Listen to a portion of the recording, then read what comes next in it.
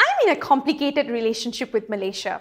Let me explain. See, two things unite us: food and sports. We can go on about how delicious Malaysian food is, how it brings us together, and how various communities and cultures continue to enrich our cuisines. Suka sangat thosai, char kway teow, yes! What is life without rendang lah? Mi kolo, oh my god. We cheer our athletes on and we cry when they lose games and apologize. We tell them, it's okay, you're a winner in our hearts. We speak with so much love and kindness, almost like we're able to look at each other as just Malaysians. Ethnicity, gender, race, religion, sexuality all fade into the background when it comes to these two topics. Or we get so excited we can ignore everything else we may otherwise not be too happy about. Tapi, bila buka social media or when you start talking to Malaysians from different walks of life,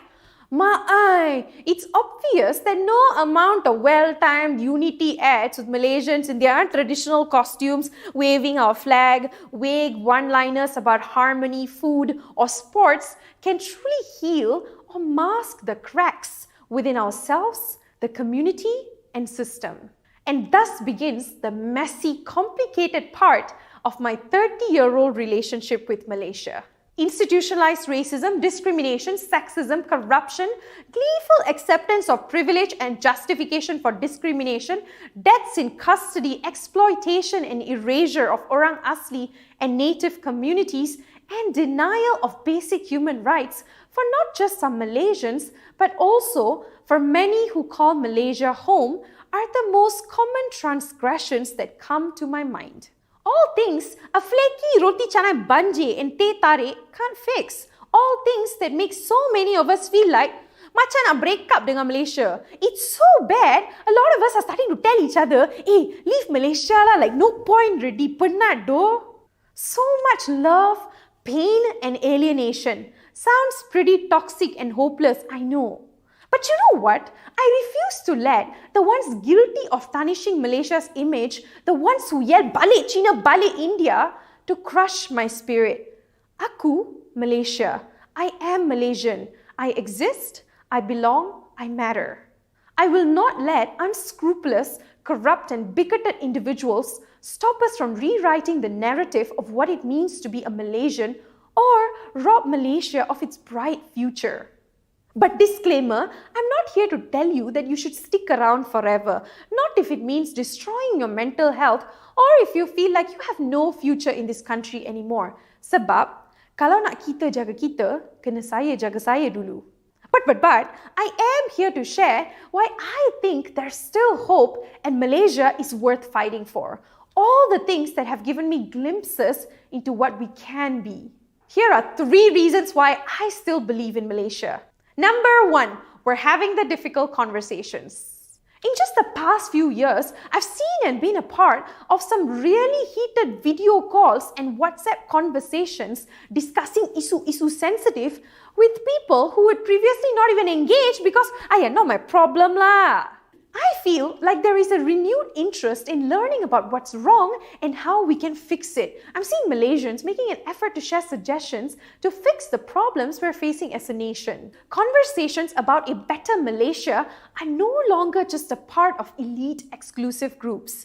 Yeah, things might be different on the grassroots level because memang kalau orang dah tengah kais pagi makan pagi, kais petang makan petang, tak ada masa nak fikir pasal isu-isu negara.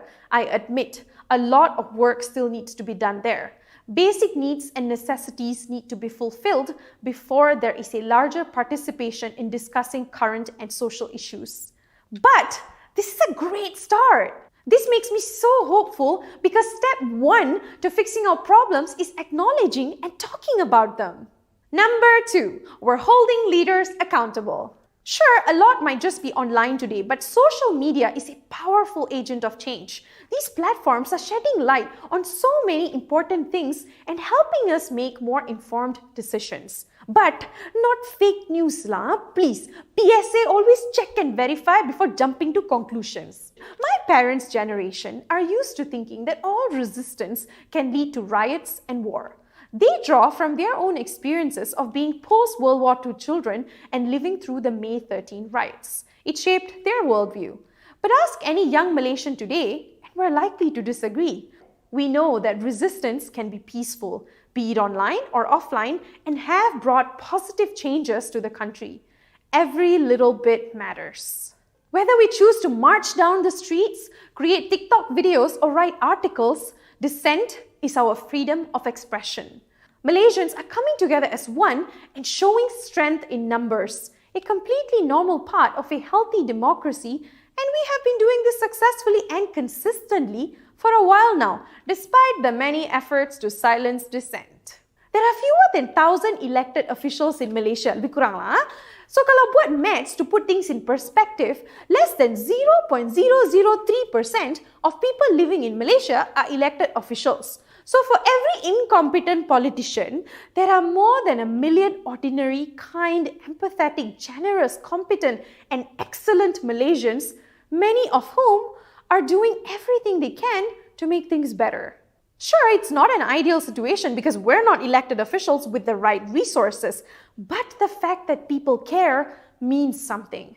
Frontliners are doing everything they can despite the awful circumstances they have to live with, and people are risking their lives to help distressed family members, friends, neighbors, basically anyone who's in need. Okay, look, I don't know how all these would play out during elections or a year or two from now when the pandemic calms down. Will we be as vigilant? Will we continue holding politicians accountable? Will we make more conscious efforts to understand politics and policies so the bare minimum won't fool us? Will we stop subscribing to racial politics as voters? I wish I knew the answers to these questions, but what I do know today is that living in Malaysia right now feels a lot like hitting the rock bottom. And the only good thing about rock bottoms is that kalau nak gerak, there's only one way to go. Up, up, and up. Wow, like Tamil movie motivational speaker already. But you know what? Basically, I'm not ready to give up on Malaysia. I know that's easier said than done, especially given how things have been lately. But for those of us who can continue fighting for Malaysia, it's the least we can do.